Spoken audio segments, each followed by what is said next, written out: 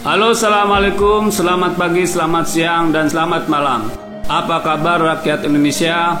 Pada kali ini kita akan membahas sebuah tema dengan judul Manuver Nadiem temui Megawati di tengah isu reshuffle. Mas Nadiem nampaknya mulai paham ritme, pola, tradisi, serta atmosfer bekerja di kementerian. Sebagus apapun kinerja selama menjadi menteri, tidak menjamin posisinya aman dari reshuffle. Butuh dukungan politik agar posisi menteri tidak mudah dijegal. Nadiem nampak mulai paham hal itu. Posisi Nadiem saat ini sedang tidak aman. Digabungkannya Kemendikbud dengan Kemenristek, ditambah kemunculan Kementerian Investasi, menjadi sinyal kalau tak lama lagi bakal ada reshuffle. Dan Nadiem bisa menjadi salah satu menteri yang sangat potensial di reshuffle, sebab kementerian yang dikelolanya digabung dengan Kemenristek. Tekanan agar Nadiem dicopot juga menjadi semakin gencar setelah dua isu besar bergulir menyerang Nadiem. Nadiem dituding hendak menghilangkan bahasa Indonesia dan Pancasila dalam standar nasional pendidikan. Karena ini Nadiem dianggap harus direshuffle. Untungnya Nadiem cepat merespon dengan mengajukan revisi sehingga isu tidak semakin liar. Tekanan selanjutnya adalah ketika terbit buku sejarah Republik Indonesia tidak memuat catatan sejarah perjuangan pendiri NU Kiai Haji Hasyim Asy'ari. Nadiem benar-benar ditekan dengan persoalan ini. Banyak yang mempertanyakan kenapa sampai kamus sejarah Republik Indonesia tidak memuat sejarah perjuangan pendiri NU Kiai Haji Hasyim Asy'ari. Merespon hal tersebut, Nadiem menjelaskan sudah menugaskan Dirjen Kebudayaan untuk menyempurnakan kamus yang penyusunannya sempat terhenti tersebut. Nadiem juga menjelaskan bahwa kamus sejarah Republik Indonesia tersebut disusun tahun 2017 sebelum dirinya menjabat. Nadiem juga menjelaskan bahwa Kemendikbud tidak pernah menerbitkan apalagi menggunakannya sebagai rujukan pembelajaran di sekolah. Setelah mencoba menyelesaikan dua persoalan ini, nampaknya Nadiem belum puas. Dia seperti merasa butuh dukungan politik agar posisinya aman. Dia melakukan manuver dengan menemui Megawati di kediamannya Jalan Tikumar, Menteng, Jakarta Pusat setelah ditekan dengan dua isu serius serta ancaman reshuffle.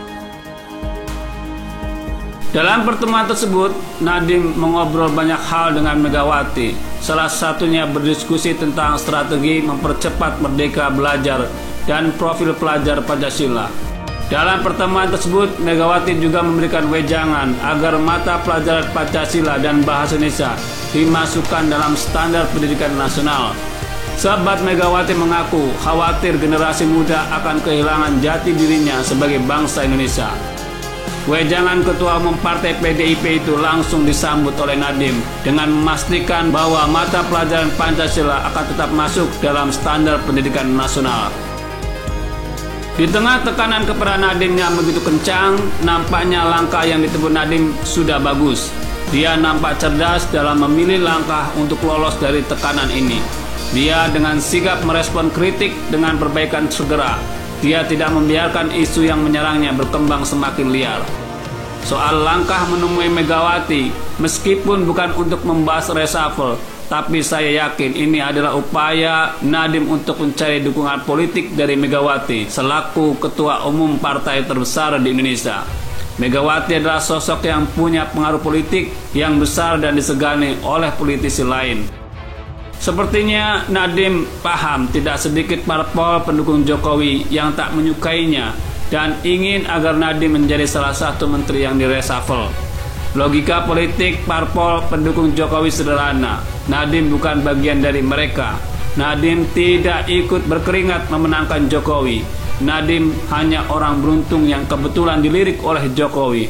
Elit parpol pendukung Jokowi tentunya berharap agar kursi Mendikbud diberikan kepada salah satu elit parpol pendukung Jokowi. Saya berharap upaya Nadiem ini membuat posisinya aman, sebab Nadiem masih dibutuhkan untuk mengelola dunia pendidikan di Indonesia. Semoga lewat pertemuan dengan Megawati, Jokowi semakin yakin untuk tidak mencopot Nadiem. Saya juga berharap Nadiem semakin paham dan berpengalaman dalam mengarungi kerasnya dunia menteri.